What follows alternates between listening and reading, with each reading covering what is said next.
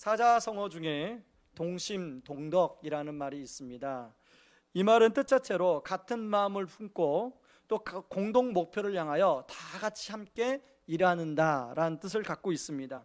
주로 동심동덕이라는 말은 이제 한 조직의 총수나 또 기업의 그 회장님들이 주로 새해에 그리고 새로 부임해서 직원들 앞에서 연설을 할 때 많이 인용되는 사자성어입니다. 실제로 최근에 모 기업의 회장님이 이제 부임하면서 우리 기업 직원들에게 동심동덕의 문화를 만들자, 그렇게 연설을 한 적이 있습니다.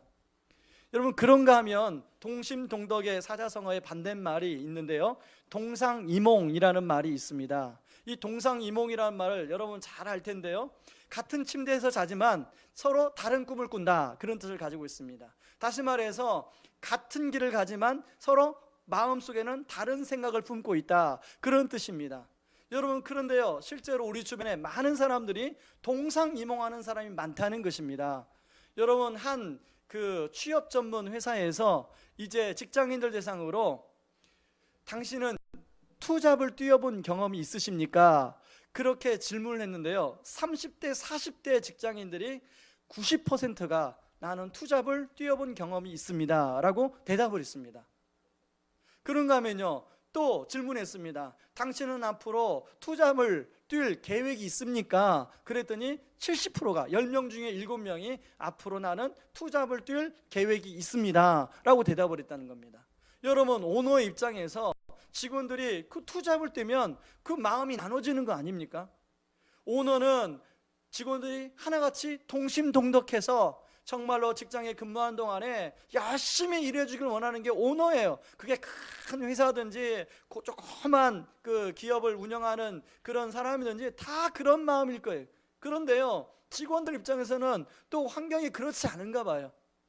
왜 제가 이런 말씀을 드리냐면, 오늘 본문에 등장하는 그런 사람들이 예수님과는 전혀 다른 동상이몽을 꿈꾸는 사람들이 나오기 때문에 그렇습니다. 오늘 본문에 이 대제사장, 그리고 백성의 장로들, 또 가룟 유다, 또 제자들, 그리고 또 한 여인이 등장하고 있는데요, 여러분 2절에 보면 이틀이 지나면 유월절이라 이렇게 나옵니다.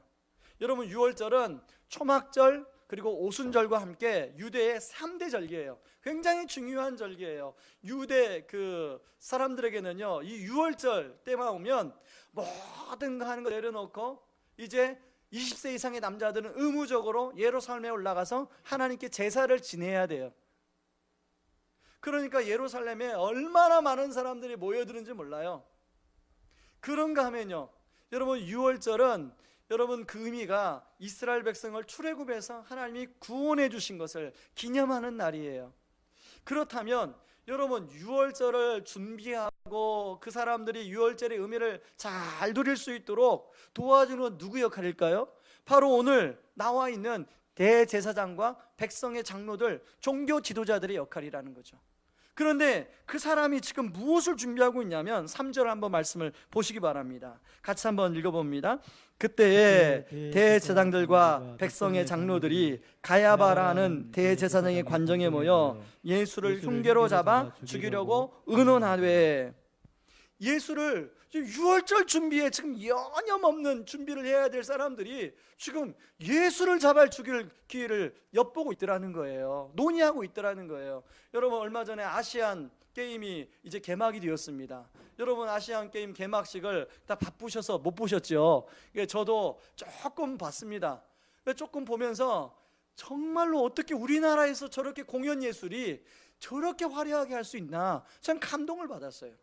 그러면서도요, 한편으로는 야, 저걸 준비하려고 얼마나 많이 연습을 했을까. 그런데 또 한편에 든 생각은요, 저 지금 막 뒤에서 저 다음 순서를 또 준비하는 사람들은 어떤 마음으로 준비하고 있을까? 그리고 저걸 총 기획한 사람은 지금 무슨 생각을 하고 있을까? 얼마나 힘들었을까, 기획할 때. 그런 생각까지 들더라고요. 여러분, 그런 차원이라면 그 유월절 많은 사람들이 예루살렘에 모여드니까 그 유월절을 제대로 유월절답게 보내려면 얼마나 많이 집중해서 준비를 해야 될까요? 그런데요, 이 사람들은 지금 예수를 잡아 죽일 그런 놓은 일을 하고 있더라는 거예요. 동상이몽 아닙니까? 진짜 하나님의 뜻이라면, 하나님이 세운 지도자들이라면 그 백성들의 유월절의 의미를 잘 새길 수 있도록, 유월절을 잘 보낼 수 있도록 준비하고 계획해서 그렇게 섬기는 게 당연한 게 아니겠어요? 그런가 하면요, 여러분 오늘 본문에 나오는 제자들의 모습, 여러분 26장 2절을 잘 보시기 바랍니다. 26장 2절, 너희가 아는 바와 같이 이틀이 지나면 유월절이라 인자가 십자가에 못 박히기 위하여 팔리리라 하시더라. 여러분 이 말씀에 보면 너희가 아는 바와 같이, 이미 예수님은 제자들에게 예수님이 십자가에 못 박히셔서 3일 만에 부활하실 것을 여러 번 이야기를 했어요. 그래서 예수님의 입장에서는 이 지금 제자들이 내가 십자가에 죽으셨다가 3일 만에 못 박힐 것을 이미 알고 있고 믿고 있다고 가정하에 말씀하고 있습니다. 그런데요, 참 예수님은 지금 의미심장해서 내가 이틀 후면 이제 십자가에 못 박히게 되는데, 너희들은 참 굉장히 의미심장하게 지금 예수님이 이야기를 꺼냈어요. 그러면 여러분 그게 상식적으로 상식을 가진 제자들이라면, 예수님 진짜예요? 그때 말씀하신 게 진짜예요? 이틀 후면 예수님 정말 우리를 떠나서 십자가에 못 박히세요? 그리고 3일 만에 부활하는 게 진짜 맞으세요? 이렇게 물어봐야 되는 게 그 너무 상식적인 거 아닙니까? 그렇죠? 그렇죠. 이거 좀 대답을 좀 해보세요. 맞지, 그죠? 예. 그런데 오늘 본문에 보면 제자들이 아무런 반응이 없어요. 그러니까 예수님이 참 어렵게 그 말을 꺼냈는데 예수님만 멋쩍으신 거예요. 그런데 언제 제자들이 지금 이야기가 나오냐면, 여러분 그 17절 우리가 읽지 않았는데 17절 말씀 보시기 바랍니다. 17절에 보면 무교절의 첫날에 제자들이 예수께 나와서 이르되 유월절 음식 잡수실 것을 우리가 어디서 준비하기를 원하시나이까. 지금 제자들의 마음은 어디에 있어요? 유월절을 보내긴 보내야 되는데 유월절을 어떻게 보낼까? 어떻게 하면 유월절을 즐겁게 보낼까? 거기에 마음이 가 있더라는 거예요. 여러분 예수님의 마음이 어땠을까요? 바리새인이야, 대제사장들이야, 그 참 예수님 편 아니니까 그럴 수 있다고 하지만 같은 편이라고 생각했던 제자들마저 예수님의 마음을 끝까지 몰라주는 거예요. 여러분 자식들 애지중지 키웠다가, 특히 아들 두신 어머님들, 아들 정말로 눈에 넣어도 안 아프게 키웠다가 그냥 사랑하는 어떤 여자 만나서 그냥 아들 장가가 버리면 부모님 쳐다보지도 않는 거예요. 그러면 여러분 배신감 느끼십니까? 안 느끼십니까? 아직도 결혼도 안 시켜보신 분이 고개를 끄덕거리시네요. 뭐 아들만 그렇습니까? 요즘 딸들은 그래도 쳐다보더라고요. 여러분 지금 예수님의 마음이 그래요. 그런가 하면요, 예수님의 제자 중에 가룟 유다, 여러분 요한복음 13장 1절을 보시면 거기 보면 예수님이 자기 사람들을 사랑하시되 끝까지 사랑하셨더라 라는 말씀이 나와요. 그런데 요한복음 우리가 작년에 이제 요한복음을 쭉 살펴볼 때 요한복음 13장 1절이 제가 그렇게 말씀했어요. 연구를 해보니까 이 끝까지 사랑하시더라는 예수님의 마음은 지금 제자들 중에서도 가룟 유다를 두고 하신 말씀이에요. 예수님은 가룟 유다가 배반할 걸 알았어요. 배신할 걸 알았어요. 그래서 끝까지 예수님은 가룟 유다를 사랑했어요. 가룟 유다가 돌아오기를 원했어요. 그래서 하신 말씀이에요. 그런데요, 지금 그 가룟 유다가 오늘 본문 15, 16절 말씀 보세요. 같이 한번 읽어봅니다. 시작. 내가 예수를 너희에게 넘겨주리니 얼마나 주려느냐 하니 그들이 은 30을 달아 주거늘 그가 그때부터 예수를 넘겨줄 기회를 찾더라. 예수님은 가룟 유다를 끝까지 사랑하고 돌이키기를 원하는데 가룟 유다는 어떤 생각을 갖고 있어요? 은 30 때문에 그 예수님을 팔 기회를 지금 기다리고 있더라는 거예요. 여러분 오늘 유일하게 그런 가운데서 오늘 본문에 유일하게 나오는 한 여인이 나오는데요, 이 여인을 우리는 마리아라고 그렇게 추정합니다. 마리아는요, 오늘 다른 사람들은 다 동상이몽하는데 예수님과 함께하는 동심동덕을 품고 있더라는 거예요. 여러분, 마리아가 나병 환자 시몬의 집에 계시는 예수님을 찾아가서 향유 옥합을 통째로 깨뜨려서 예수님 머리에 부어드려요. 그 내용이 6절입니다. 7절, 6절 7절 같이 읽어보겠습니다. 시작. 예수께서 베나니 나병 환자 시몬의 집에 계실 때에 한 여자가 매우 귀한 향유 한 옥합을 가지고 나와서 식사하시는 예수의 머리에 부으니.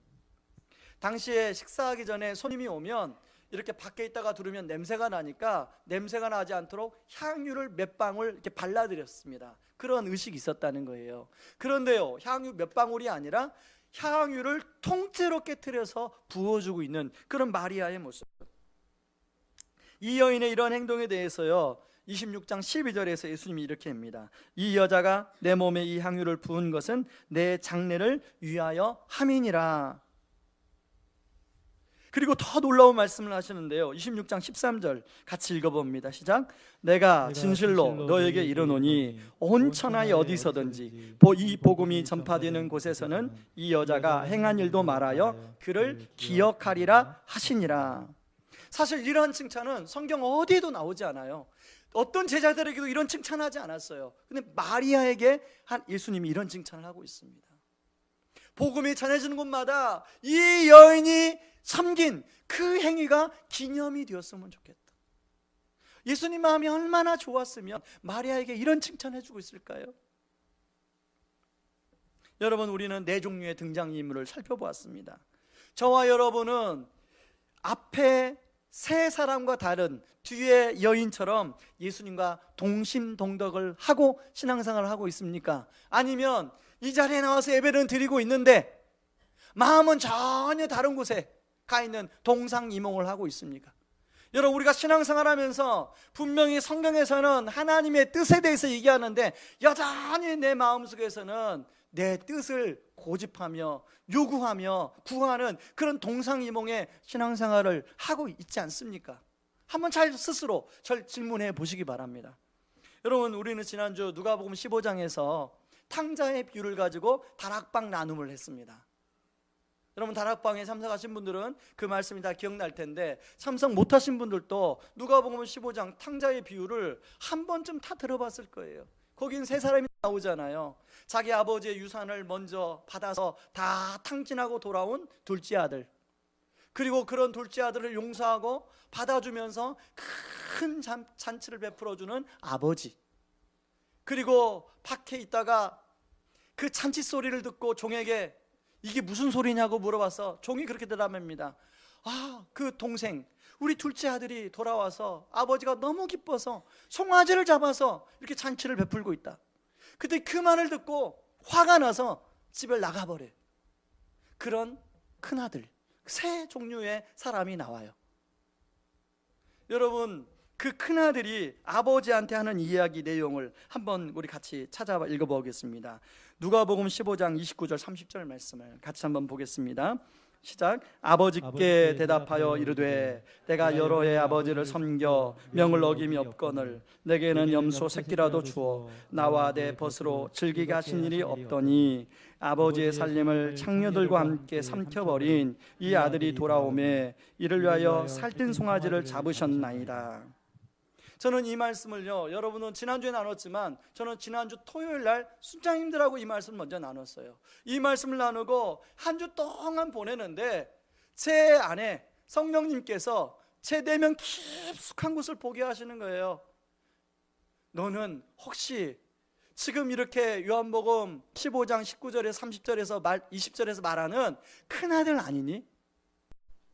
너는 지금 이왕이면 좋은 송아지 잡아달라고 이미 너한테는 좋은 것을 많이 줬는데, 하나님 아버지가 많이 줬는데 너 내면 깊숙한 곳에서 더 좋은 송아지 잡아달라고 나한테 요구하는 그런 큰아들 아니니? 자꾸 이런 생각이 드는 거예요.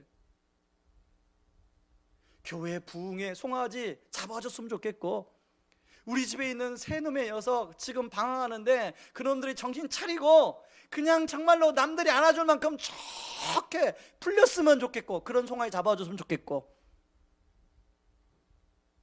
모든 게 잘 풀리는 송아지 잡아줬으면 좋겠고, 그런 송아지를 구하는 그런 모습은 너의 모습 아니니? 라는 이 책망이 제 안에 자꾸 들리는 거예요. 여러분, 여러분들은 어떻습니까? 여러분들은 이미 하나님께서 참 많은 것들을 큰아들처럼 주셨어요. 누리게 하셨어요. 사실은요, 이 부라는 건요 항상 상대적이에요. 여러분, 우리나라의 중산층의 기준이 있지만요, 여러분 선교지에 갔다가 오면요, 참 제가 얼마나 부유한 사람인가 그런 생각이 들어요. 한국에 있을 때는요, 나는 부유한 사람이 아니야 뭐 이렇게 생각했다가 선교지만 갔다 오면 이야, 정말로 내가 누리고 있는 게 너무 많구나 이런 생각이 들어요. 여러분, 작년에 그 단기 선교 가봤겠지만 여러분, 조그만 그 쓰러져가는 운막집 같은 데서 8명 9명이 함께 생활하잖아요. 그런 곳이 너무 많잖아요. 판잣집이 너무 많잖아요. 그것도 비가 새는 곳이 너무 많잖아요. 여러분, 혹시 여기 지금 비 새는 집에서 살고 계신 분 계시나요? 여러분, 지금 먹을 것이 없어가지고 애기 우유를 못 먹이는 그런 가정이 있나요? 없잖아요. 여러분, 전 세계적으로 우리가 상대적으로 생각하면 훨씬 우리는 부유한 사람이, 이 중에 가장 어려운지라도 상대적으로 전 세계를 비교하면 우리는 부유한 사람이에요. 그 부는 늘 상대적이에요. 여러분, 우리는 이미 하나님이 주신 게 많아요. 그런데요, 우리 마음 깊은 곳에 여전히 하나님, 이 송아지도 잡아주시고 이 송아지도 잡아주시고 이왕이면 송아지 중에 가장 살찐 송아지 잡아주십시오, 그렇게 구하고 있는 우리 모습은 아닌가? 하나님 아버지의 마음은 모르고 둘째 아들이 탕자로 이제 돌아와서 그 둘째 돌아온 그 기뻐하는 아버지의 마음은 모르고 여전히 송아지 안 잡아줬다고 그때 쓰고 집을 나가버리는 그런 큰아들의 모습은 아닌가? 여러분, 오늘 본문으로 돌아와서 우리가 정말 마리아처럼 동심동덕할 수 있는 저와 여러분들 되기를 주님의 이름으로 축원합니다. 여러분, 그러기 위해서요, 한 3가지 단어를 좀 함께 여러분들하고 생각해 보기를 원합니다. 첫 번째는 사귐이라는 단어예요. 여러분, 예수님은 예루살렘에 이 방문할 때마다 그 나사로의 집에 머물렀습니다. 나사로의 집에서 잠도 주무시고 먹을 것도 드시고 또 예루살렘에 가셔서 사역도 하시고 다시 사역했다가 또 나사로의 집에서 기거하시고, 특별히 나사로의 집, 나사로와 마리아와 마르다와는 특별한 친분이 있었던 것 같아요. 뭐 예수님이 다른 사람들하고도 친했지만 여기 이 나사로 가정하고는 더 이렇게 친밀하게 그렇게 보냈던 것 같습니다. 그런데요, 이 예수님이 올 때마다 마리아는 예수님이 오셔서 들려주는 말씀이 너무 좋았어요. 그래서 누가복음 10장 38절 42절에 보면 예수님이 나사로의 집에 방문했을 때 마르다는 너무 기뻐서 예수님에게 맛있는 걸 대접하기 위해서 동분서주 이렇게 움직입니다. 그런데요, 마리아는 예수님 발치에 가만히 앉아서 예수님 말씀을 듣는 그런 장면이 나와요. 여러분, 39절 40절 같이 한번, 제가 쉬운 성경으로 좀 실감나게 하기 위해서 쉬운 성경을 인용했습니다. 같이 한번 읽어봅니다. 마르다에게는 마리아라는 여동생이 있었습니다. 마리아는 예수님의 발치에 앉아서 말씀을 듣고 있었습니다. 마르다는 여러 가지 접대하는 일로 분주하였습니다. 여러분, 정말로 내가 좋아하는 어떤 사람의 이야기를 집중해서 듣고 있으면 주변에서 누가 말해도 그것이 잘 안 보이고 안 들리고 그런 경험을 해보신 적이 있으십니까? 여러분, 때로는 내가 정말 듣고 싶은 얘기를 들을 때는 집중하면요, 주변에 아무것도 들리지 않아요. 지금 이 상황이 어떤 상황이냐면, 지금 예수님이 말씀하는 걸 마리아가 집중해 듣고 있는데 마르다가 지금 막 준비하면서 마리아에게 막 눈치 주는 거예요. 예수님 안 볼 때 이러고 막 눈치 사인을 보내는 거예요. 근데 마리아가 지금 예수님께 집중하기 때문에 마르다가 사인을 하는지 눈치를 주는지 그게 전혀 안 들어오는 거예요. 마르다가요, 참다 못 참아서 예수님께 이렇게 얘기하는 겁니다. 같이 한번 보겠습니다. 그러다가 예수님께 다가가서 말했습니다. 주님, 저 혼자, 41절이에요. 주님, 저 혼자 이 모든 접대를 하는데 제 동생이 저를 거들지 않는 것을 아무렇지도 않게 생각하십니까? 저를 도우라고 말씀 좀 해주십시오. 여러분, 상황이 좀 이해가 되십니까? 그랬더니요, 예수님이 마르다에게 뭐라고 답변을 해요?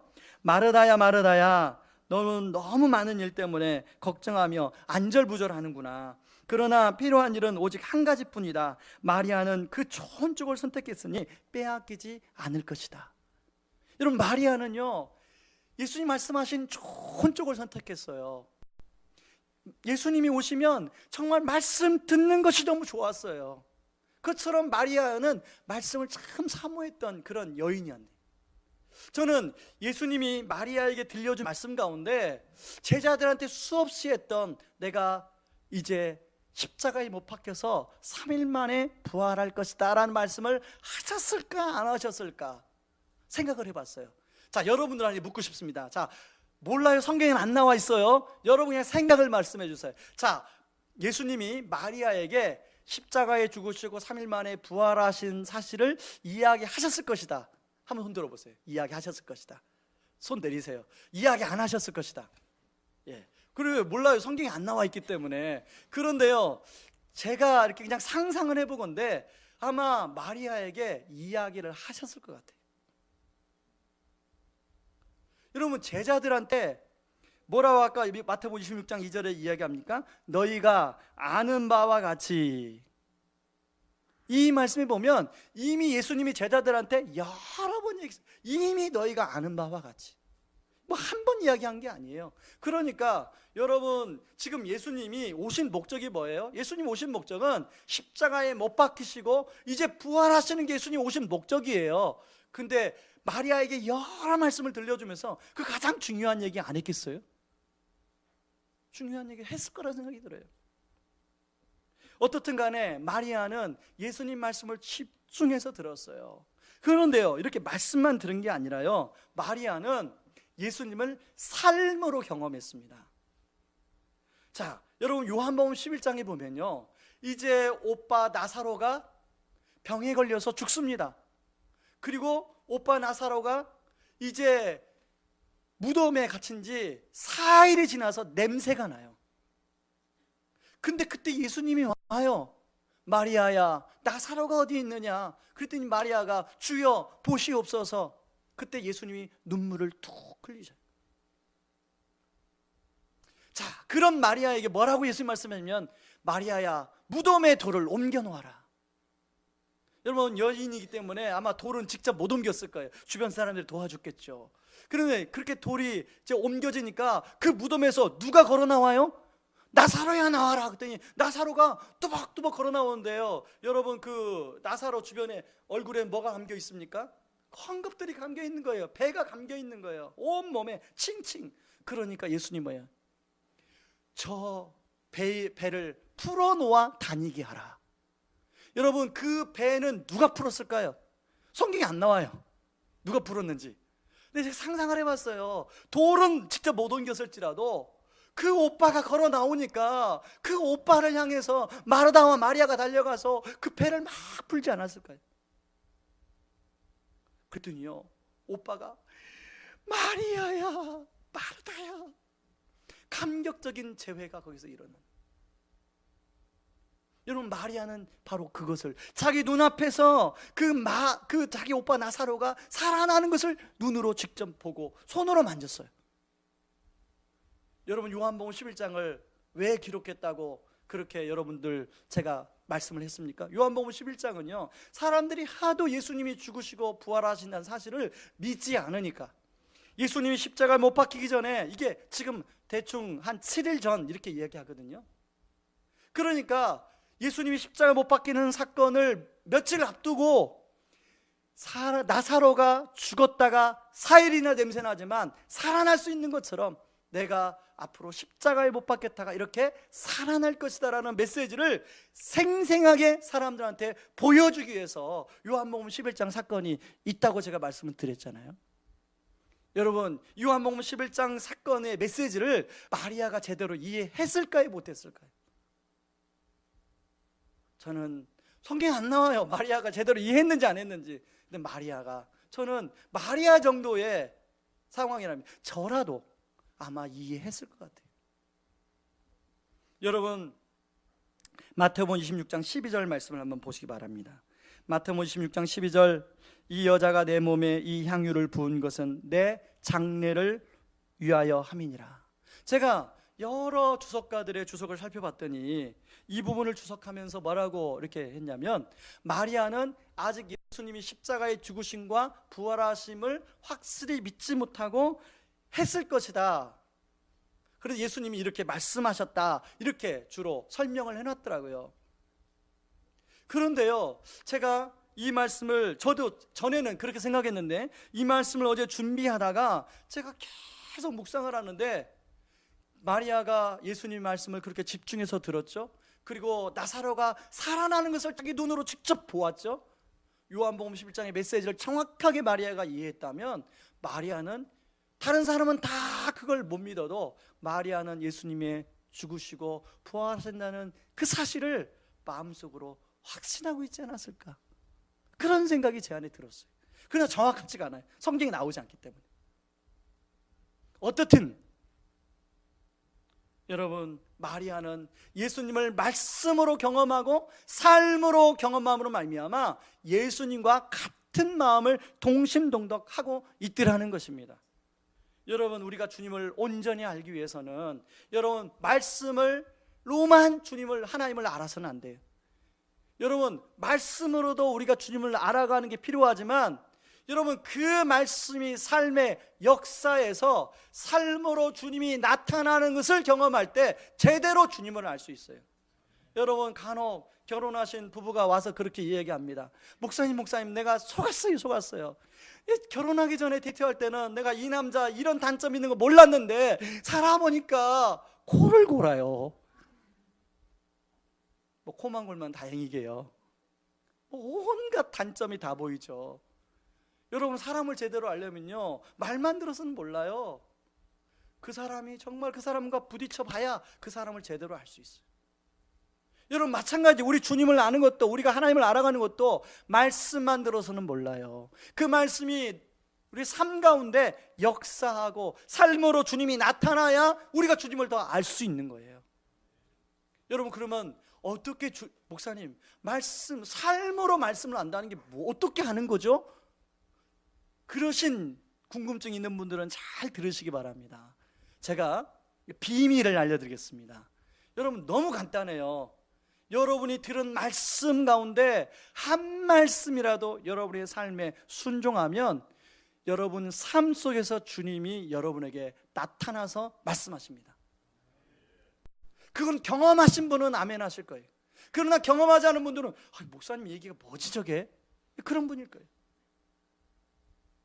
여러분, 제가 성경에 근거해서 이야기하는 거예요. 요한복음 14장 21절을 같이 읽어봅니다. 요한복음 14장 21절 말씀. 나의 계명을 지키는 자라야 나를 사랑하는 자니, 나를 사랑하는 자는 내 아버지께 사랑을 받을 것이요 나도 그를 사랑하여 그에게 나를 나타내리라. 자, 누구에게 예수님을 나타내 보여주신다고 그랬어요? 나의 계명을 가지고 지키는 자에게. 그러므로 여러분이 주일날 선포되는 말씀 가운데 여러분이 아멘으로 받아들였으면 그것을 여러분 일주일의 삶 현장 가운데 그것을 접목하고 적용할 때 여러분 삶의 현장 속에서 주님이 나타나시는 줄 믿습니다. 여러분, 어제 제 친구가 발안에서 교회 설립 예배를 드렸습니다. 신대원 동기 아주 같이 그 성경을 연구하고 했던 그런 목사님인데요, 저처럼 그 삼본의 어느 교회에서 사역을 참 충성되게 했어요. 그래서 그 교회에서는 처음으로 그 목사님을 이렇게 지원해줘서 이제 개척을 했습니다. 그래서 저한테 뭘 순서를 하나 맡겼습니다. 목요일날 전화 와서 그 뭐 순서를 하나 맡아달라고 전화 왔는데, 사실은 저는 우리 성도님들 그 토요일날 자녀들 결혼식 이후에는 절대로 제가 토요일날 자리를 안 비웁니다. 왜냐하면 토요일날 이렇게 한나절 비우면 주일 준비하는데 부담이 참 많아요.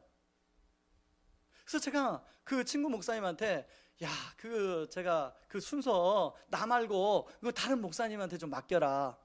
그런데 그 친구가 계속 여러 번 전화하는 거예요. 더 이상 제가 이렇게 물릴 수가 없더라고요. 그래서 제가 그 친구한테 제가 가겠다고 그랬어요. 그래서 어제 그 오후에 거기를 다녀왔습니다. 근데 거기 가서 이렇게 설립 예배를 드리는데요, 그 목사님, 그 친구 목사님을 이렇게 지원해 주신 교회 목사님이 타신 연세에 계신 목사님이시더라고요. 그 목사님이 그러시는 거예요. 이제 교회를 개척하면 부교육자 있을 때하고는 다르게 광야가 찾아옵니다. 부교육자 있을 때는 이제 교회에서 사택도 지원해주고 또 생활비도 지원해주지만, 교회를 개척하면 그런 것이 아무것도 없고 오로지 하나님만 바라봐야 되고, 교회 개척을 하면 성도가 그렇게 개척교회에 차오지 않습니다. 그래서 많은 시간, 광야의 시간을 보낼 때가 있는데, 광야의 시간에 배울 것이 있습니다. 그리고 이제 목사님 말씀을 하시는 거예요. 그러면서 그 목사님이 하시는 얘기가, 광야를 우리 하나님이 허락하실 때는 내가 광야 전에 많이 들었던 말씀, 그런 들었던 말씀을 삶으로 경험하는 시간이 광야의 시간입니다. 그렇게 말씀하시는 거예요. 그러면서 본인이 목회하면서 그 어려웠을 때 그 목회할 때 이야기를 하시는 거예요. 여러분, 그 지긋하신 어르신 목사님이 그 이야기를 하는데요, 그게 지금 그 친구 목사님에게 해당하는 그런 말씀을 하는 거잖아요. 그런데요, 순서 맡았으니까 요 앞에 앉아 있는데 제가 아멘을 했습니다. 내가 더 삶 속에서 주님을 경험하는 게 필요하겠다. 여러분, 그렇다면요, 지난주에 여러분 우리가 그 르비딤, 물이 떨어지는 르비딤, 아말렉이 공격해오는 르비딤, 우리 인생 가운데 만날 때가 있다고 그랬잖아요. 그 르비딤을 만날 때는 여호와의 깃발을 경험하는 기회가 된다고 말씀드렸잖아요. 그런 것처럼 여러분, 혹시 지금 인생의 광야를 통과하고 있는 분이 계십니까?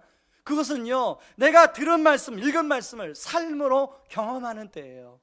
저는 우리 주님이 나타내 보여주시는 은혜가 있기를 주님의 이름으로 축원합니다.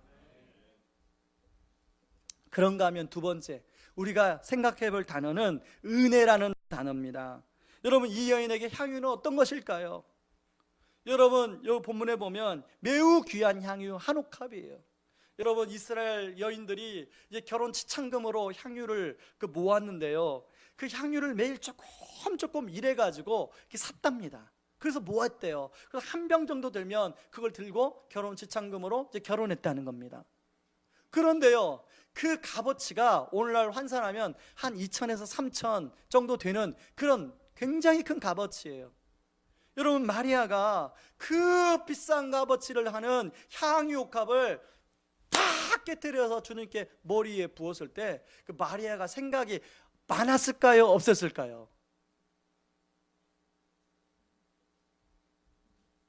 여러분의 입장에서 한번 생각해 보십시오. 생각이 많았을 수도 있고요, 생각이 없을 수도 있어요.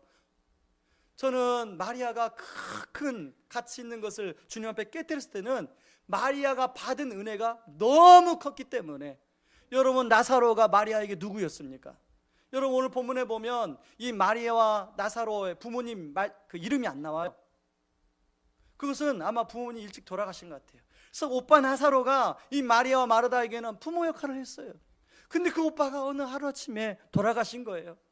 그런데 예수님이 오셔서 그 나사로를 살려주셨어요. 그러니까 그 마리아에게 그 주님이 베풀어 주신 은혜가 얼마나 커요.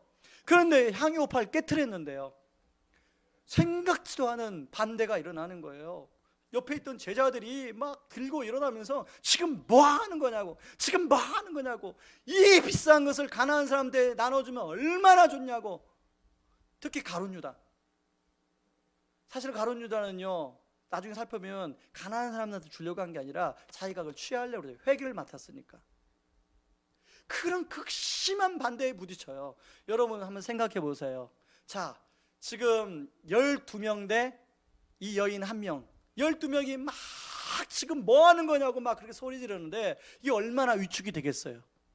그런데요, 이 마리아가 하나님 예수님께 받은 은혜가 크니까 아무리 주변에서 반대해도 끝까지 예수님께 부어드리는 거예요.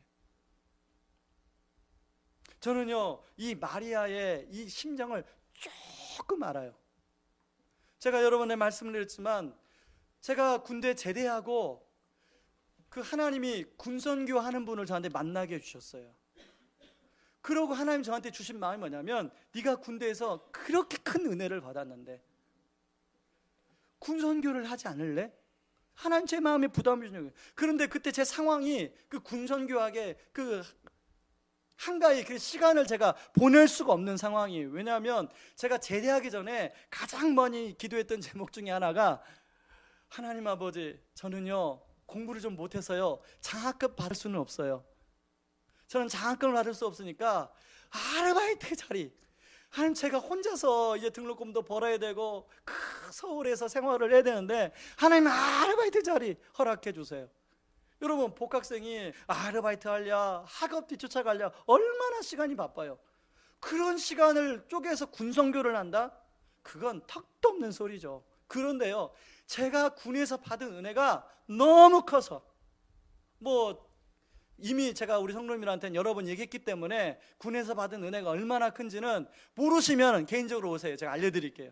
군에서 받은 은혜가 너무 커서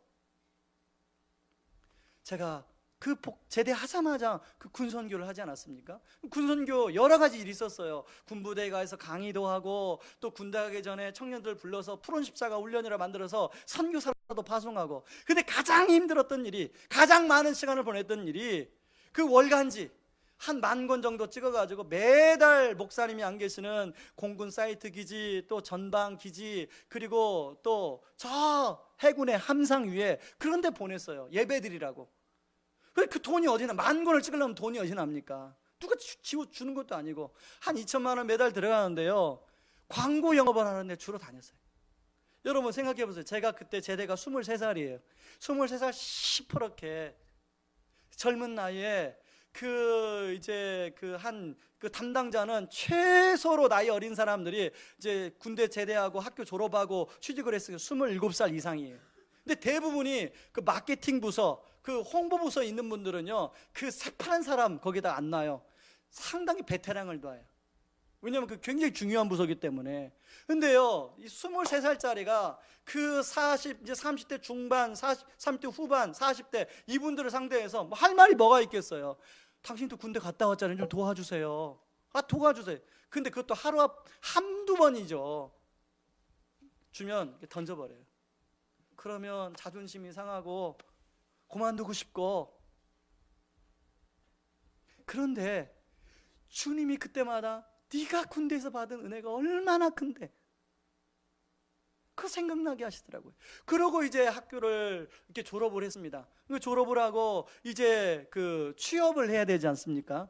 그래서 이제 제 위에 손위에 누나가 이제 같이 그때 살 때였는데, 그 손위에 누나가 이제 어머니가 어렵게 너를 가르쳤으니까 빨리 취업을 해서 어머니를 좀 도와줘라. 당연한 도리 아닙니까 그게?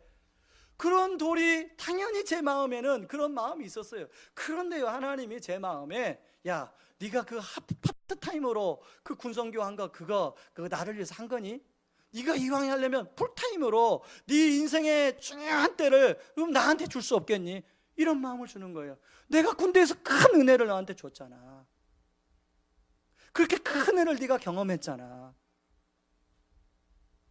그래가지고요, 그 큰 은혜 때문에 풀타임으로 군선교를 또 한 거 아닙니까? 그것 때문에요, 그 같은 집에 살던 누나가 그 당시에 이제 신혼에서 아기 하나 낳는데 방 한 칸을 저한테 내줬어요. 지금 생각해보니까 쉽지 않은 일이에요. 그 누나가요, 하는 얘기가, 너는 아직 세상 물정을 모르니까 그건 집 나가, 너 좀 고생 좀 해봐라. 그래서 그 인왕산, 그 당시 밑에 살았는데 인왕산 올라가 보시면 높은 집에서 보면 서울 시내가 다 보여요. 그 누나 집에 옥상에 올라가서 하나님 앞에 얼마나 많이 삿대질했는지 몰라요. 하나님, 내가 주님이 나에게 이런 은혜를 주셔서 내가 주님의 일을 하겠다고 하는데 이 집에서 쫓아내면 어떻게 합니까? 저는 어디 가서 살아라고요? 그렇게 삿대질하면서 많이 울었는데요, 지금은요 그 누나한테 제가 그때 쫓아내 주셔서 너무 고맙습니다. 누나한테 얘기해요. 왜요? 그렇게 쫓아내 주신 거로 인해서 주님이 저에게 그 이후로 얼마나 또 많은 은혜를 주셨는지 몰라요. 여러분, 제가 늘 말씀드렸잖아요. 전에 교회 섬기던 교회에 저보다 훌륭한 교역자가 여러분 얼마나 많은지 몰라요. 진짜 많아요. 여러분 그거 한번 알아보세요. 진짜 많아요. 저보다 여러 가지 조건이 좋은 교역자가 훨씬 많아요. 그런데요, 하나님이 무슨 섭리가 있는지 하나님이 분리개척의 은혜를 저에게 허락해 주시더라고요. 아무리 생각해도 제가 뭐 나은 게 없어요. 하나 있다면 그 젊었을 때 그렇게 주님의 일을 위해서 은혜 받아서 주님의 일을 한 것뿐이 없어요. 여러분 어제도 제가 설립 예배 그렇게 드리면서 이렇게 운전하고 다시 교회에 오는데 나에게 왜 이런 은혜를 주셨는지 그런 생각이 들더라고요. 그래서 떠올랐던 찬양이요, 어떤 찬양이냐면 여러분 하나님의 은혜라는 찬양, 여러분 아실지 모르겠습니다. 박종호 씨가 부른 하나님의 은혜. 제가 집에서요 찬양을 하고 노래를 하면요 꼭 우리 큰 녀석이 비웃어요. 아빠 그 음정이 틀렸거든요, 그 음이 아니거든요, 그렇게 부르는 거 아니거든요. 그리고 아빠 저 따라해 보세요. 꼭 그렇게 해요. 그런데요 우리 큰애만 그러면 좋은데 지 엄마까지 저를 조롱하면서 비웃으면서 성도들이 알면 아마 교회 다 떠날 거야 뭐 이러면서 저를 놀릴 때가 있어요. 그래서 제가 노래는 안 부르고요 불러드릴게요. 가사를 한번 떼어주실래요? 예, 나를 지으신 이가 하나님, 나를 부르신 이가 하나님, 나를 보내신 이도 하나님, 나의 나 된 것은 다 하나님의 은혜라. 나의 달려갈 길 다가도록, 나의 마지막 호흡 다하도록 나로 그 십자가 품게 하시니 나의 나 된 것은 하나님의 은혜라. 한량없는 은혜, 갚을 길 없는 은혜, 내 삶을 애워싸는 하나님의 은혜. 나 주저함 없이 그 땅을 밟음도 나를 붙드시는 하나님의 은혜. 여러분 저 혼자 부르기 쑥스러우니까 우리 같이 한번 불러볼까요? 우리 찬양팀이 좀 리더를 해주시고 우리 찬양 한번 불러보겠습니다.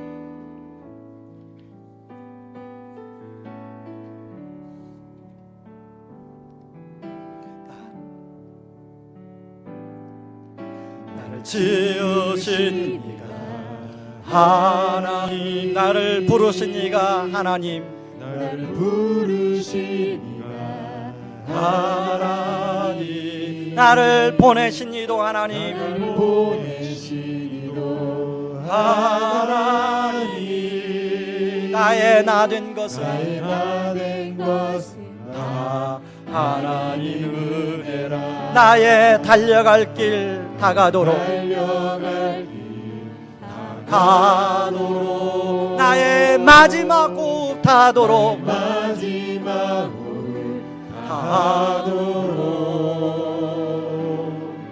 나로 그 십자가 품게 하시니 나의 나 된 것은 다 하나님 은혜라. 한량없는 은혜, 갚을 길 없는 은혜, 갚을 길 없는 은혜, 내 삶을 애워싸는, 내 삶을 애워싸니 하나님의 은혜, 하나님의 은혜. 나 주저함 없이 그 땅을 밟음도 나를 붙드시는 하나님의 은혜. 여러분 예전에는요 이 찬양을 부를 때 하나님이 나에게 베풀어 주신 은혜에 많이 마음이 갔어요. 그런데 지금도 여전히 그게 마음에 되고 은혜가 되지만요, 이제는 내가 어떻게 하면 이 은혜를 갚으며 살까? 하나님, 제 인생 가운데 제가 이름이 기섭 아닙니까? 우리 할아버지가요 이름을 안 믿는 할아버지가 지어줬는데 참 성경적인 이름을 지어줬어요. 일어날 기에 발글섭입니다. 일어나 빛을 발하라 아닙니까? 기가 막히죠 저희 할아버지. 그래서 저는요 제가 기도할 때마다 하나님 제 이름대로 살게 해주세요, 그렇게 기도할 때가 많이 있었습니다. 여러분 이제 특세 마지막엔요 우리가 늘 헌금을 했어요. 이번 헌금은요, 특별히 이웃사랑부 헌금을 하려고 그래요. 지난번 추석 전에도 우리 이웃사랑 부원들이 참 십시일반해가지고 이 지역 주변 어려운 분들 도왔는데 우리 교회가 할 일이 무엇입니까? 저는 여러분 특세 혹시 바빠서 보통 날은 참여 않더라도 토요일날 다 나오셔서 헌금할 수 있길 바랍니다. 혹시 토요일날 출장 가시는 분들은 주일날도 받고요, 온라인으로 받습니다. 이웃사랑부 헌금 이렇게 해서 보내시면 됩니다. 그러면 이 이웃사랑부가 또 여러 가지를 계획하고 있으니까 그렇게 귀하게 또 쓰일 줄 믿습니다. 여러분, 우리가 이 하나님의 주신 이 은혜를 생각할 때 우리가 정말로 하나님의 마음을 알고 동심동덕 할 수 있을 줄 믿습니다. 그런가 하면요, 세 번째 복음입니다. 여러분, 지금 마리아가 오빠가 돌아가시고 낙심 가운데 있는데 절체절명위기 가운데 예수님이 찾아왔어요. 그 복음이에요. 여러분, 그 예수님이 이제 마리아가 예수님께 향유를 부어드렸더니 마태복음 26장 12절, 이 여자가 내 몸에 이 향유를 부은 것은 내 장례를 위하여 함이니라. 마리아가 알고 했는지 모르고 했는지 모르겠지만 어떻든 간에 마리아가 예수님의 구속사에 참여하는 사람이 되었다는 거예요. 아무도 예수님의 십자가에 못 박힐 때 그 마음도 몰라줬을 때 마리아만큼은 알고 있든지 모르고 있든지 참여하게 되었더라는 거예요. 예수님의 관심은 어떻게든지 하나님의 구원 계획을 이루어서 많은 영혼들을 구원하기 위해서 십자가에 못 박히려고 하고 있는데 사람들은 자기 마음을 몰라주고 그런 상황에 이 여인만큼은 예수님의 마음에 함께하고 있더라는 것입니다. 그래서요, 마태복음 그 26장 아까 그 마지막 절에 보면 뭐라고 합니까? 이 여인이 행한 이 행위가 복음이 전하는 곳마다 기념되리라, 그렇게 말씀하는 거 아니겠습니까? 여러분, 특별히 6절 말씀을 한번 보시기 바랍니다. 지금 예수님이 어디에 계십니까? 6절에 보면 예수께서 베나디 나병 환자 시몬의 집에 계실 때에, 여러분, 예수님이 베나디 시몬 환자 그 나병 환자 그 시몬의 집에 왜 가셨을까요? 지금 이제 이틀이면 십자가에 못 박히셔야 되는데요, 예수님은 지금 나병 환자 시몬의 집에 가 있어요. 지금 바리새인과 지금 장로들, 대제사장들은 예수님을 잡아 죽일 그런 모의를 하고 있는 그 시점에 예수님은 어디가 있어요? 나병 환자 시몬의 집에 가 있더라는 거죠. 예수님 그런 상황에서도 끝까지 한 영혼의 마음이 가고 있다는 것을 볼 수가 있습니다. 여러분, 예수님에게 시몬, 여러분의 시몬은 누구십니까?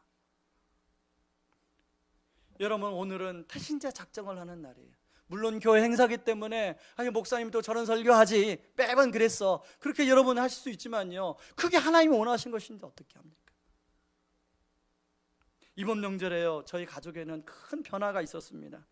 그동안 전혀 변하지 않을 것 같았던 큰 형의 마음을 주님이 만져주기 시작했습니다. 아버지, 이제 산소에 우리 형제들이 가는데 제가 운전하고 옆에 형이 앉았어요. 근데 형이 휴대폰을 꺼내면서 CCM 그 어플을 깔고 CCM을 듣고 있다는 거예요. 저희 형은요, 어떤 형이냐면요, 제가 목사 되는 걸 가장 반대했던 형이에요. 제가 이제 같이 이렇게 그 형 집에 가다가 그 TV에서 그 어떤 그 이제 기독교에 대한 뉴스가 나오면요, 형이 봐라 저 기독교인들 봐라, 저러니까 사람들이 싫어하지, 누가 믿냐고 막 제 앞에서, 제가 목사인데도 그랬던 형이에요. 그러니까요, 명절에 가서 솔직히 이제 여러분들 말씀드리지만 큰형 눈치 보느라고 제가 예배를 제대로 드려본 적이 없어요. 그러니까 너는 어떻게 하면 형의 마음을 녹일까 열심히 설거지만 했죠, 설거지. 형이 이래라도 내 마음을 좀 알아줬으면. 그랬던 형이요, 지금 지난주에 병원에 입원했습니다. 얼마 전부터 엉치뼈가 아파가지고 이제 가까운 동네 병원에 뭐 아무것도 아니겠지 하고 갔는데 큰 병원에 가라는 진단을 받았어요.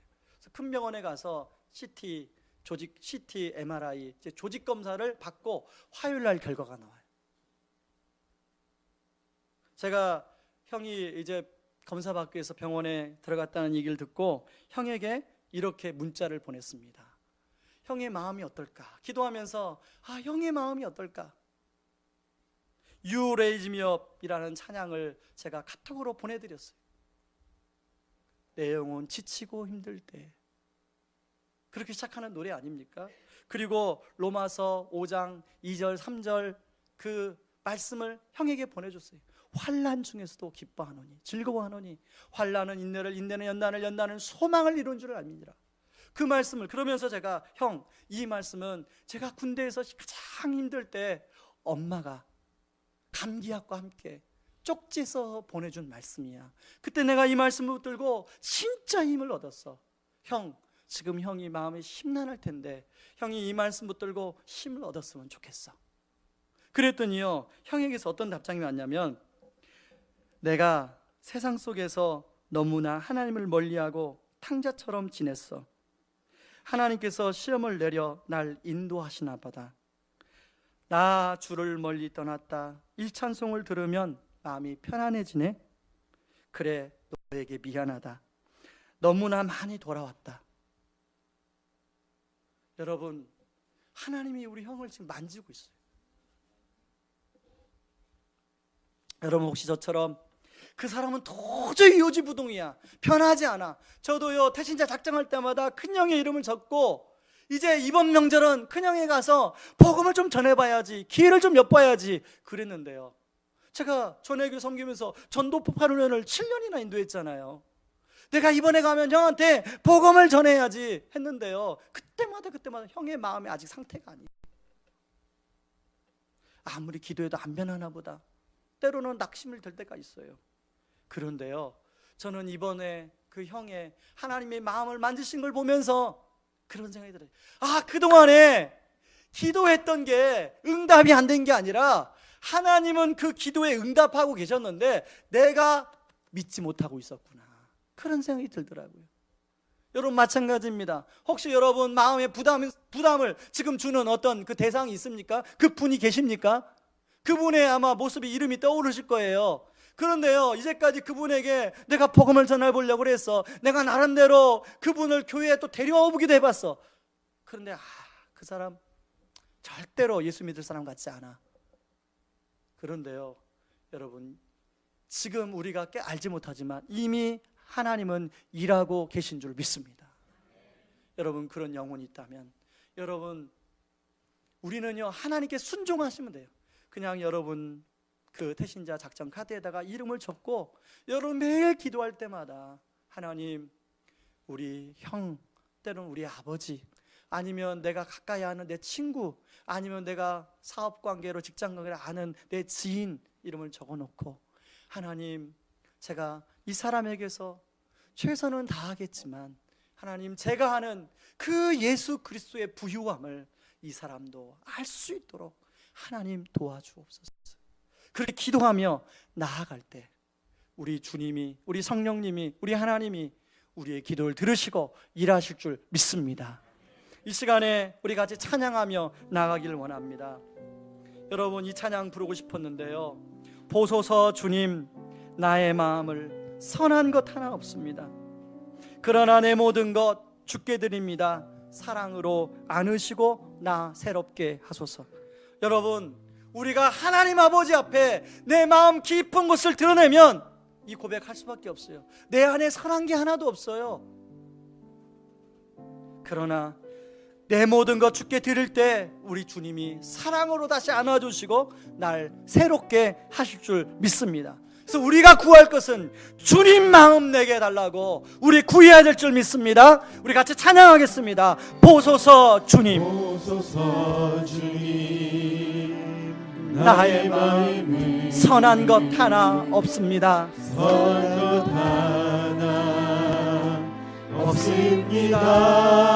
그러나 내 모든 것 주께 드립니다. 그러나 내 모든 것 주께 드립니다. 사랑으로 안으시고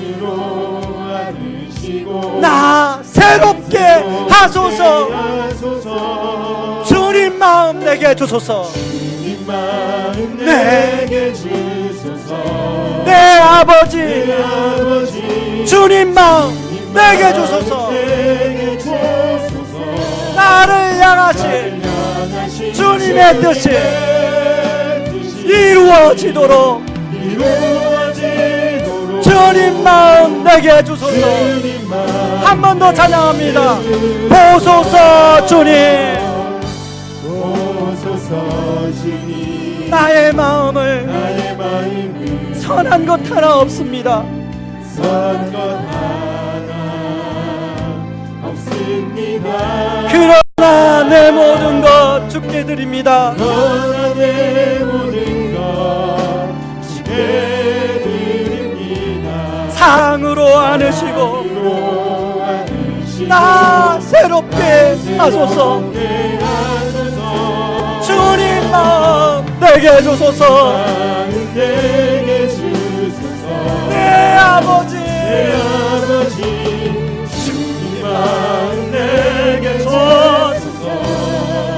나를 향하신 주님의 뜻이 이루어지도록 주님 마음 내게 주소서. 주님 마음 내게 주소서. 내 아버지 주님 마음 내게 내게 주소서. 나를 향하신 주님의 뜻이 이루어지도록 주님 마음 내게 주소서. 이 시간에 우리가 그렇게 기도했으면 좋겠어요.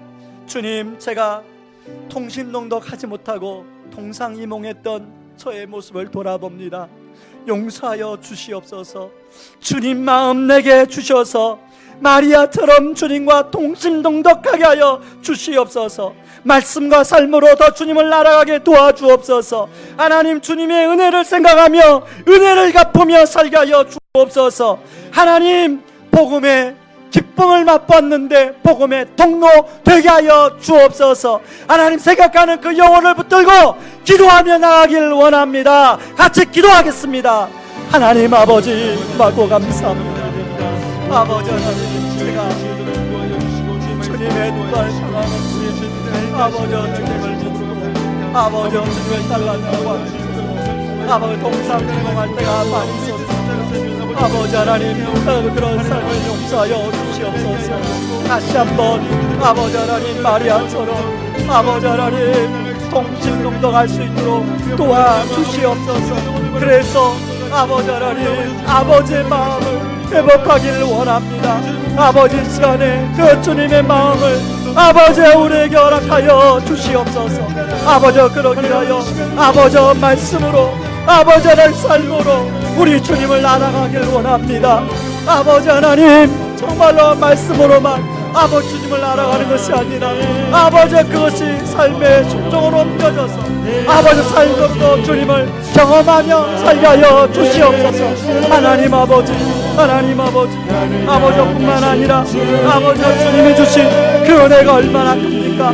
아버지 나를 아버지 구원하여 주신 그 주님의 은혜, 십자가의 그 보혈의 은혜, 그리고 지금까지 나의 삶을 인도하여 주신 그 주님의 은혜가 얼마나 많이 큽니까? 아버지는 아무것도 없는 저에게 아버지 주님은 찾아오셔서, 자격 없는 저에게 주님은 찾아오셔서 생명을 허락하여 주시고 아버지 저를 하나님의 자녀 삼아주시고 아버지 저를 아버지 하나님 목사로 삼아주셔서 부족한 것이 많음에도 불구하고 아버지 이렇게 한교회를 다짐할 수 있도록 아버지 성경을 목양할 수 있도록 인도하여 주심을 감사합니다.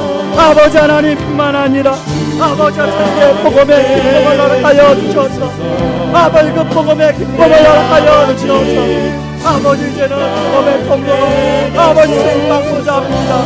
아버지 하나님, 아버지 떠올랐던 영혼을 아버지 위하여 기도합니다. 아버지 우리가 하나님의 생각을 앞서지 않게 하여 주옵소서. 아버지 하나님, 영님이 아버지를 완전히 주기로 돌아오게 도와주옵소서. 아버지 영님의 결과 어떻든 간에 아버지 주님께 맡겨드립니다. 아버지여 긍휼을 베풀어 주옵소서. 하나님 아버지 영님에게도 아버지 제가 누리는 주님을 만남으로 누리는 필요함을 성님도 누리게 하여 주시고 아버지를 용서할 수 있도록 도와주옵소서. 하나님 아버지 하나님 뿐만 아니라 아버지 하나님 기존에 찾아 암상수가 예수님을 믿게 하여 주옵소서. 아버지 하나님 그 영혼을 아버지 하나님 내 마음 내 생각으로 재단하지 않게 하여 주시고 아버지 하나님 마음을 품고 아버지 기도할 수 있도록 주여 도와주시고 역사하여 주시옵소서. 아버지 하나님의 뜻이 이루어지게 하여 주옵소서. 이루어지도록 주님 마음 내게 주소서. 한 번 더 주님 마음 내게 주소서.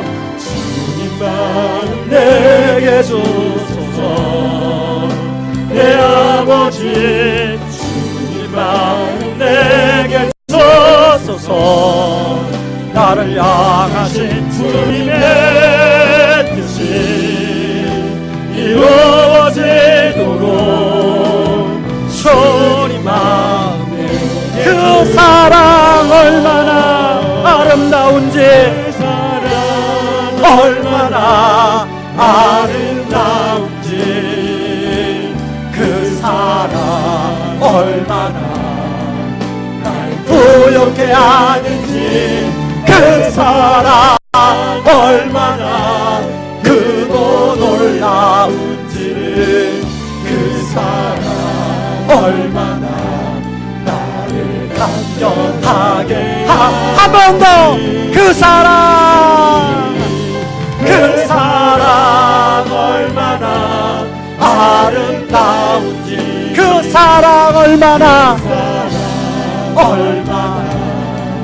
날 부욕해 하는지 그 사랑 얼마나 크고 놀라운지 그 사랑 얼마나 나를 감격하게 하지. 일어나서 다 표현 못해도 찬양합니다. 표현 못해도 나 표현하리라. 다 고백 못해도 나 고백하리라. 다 알 수 없어도 날아가리라. 다 닮지 못해도 나 닮아가리라.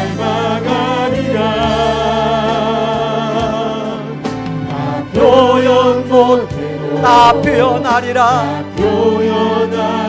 다 고백 못해도 나 고백하리라. 다 알 수 없어도 날아가리라. 다 닮지 못해도 나 닮아가리라. 그 사랑 얼마나 아름다운지 그 사랑 얼마나 날 부욕해 하는지 그 사랑 얼마나 크고 놀라운지 그 사랑 얼마나 나를 감격하게 하는지. 하나님 아버지 그 사랑 얼마나 날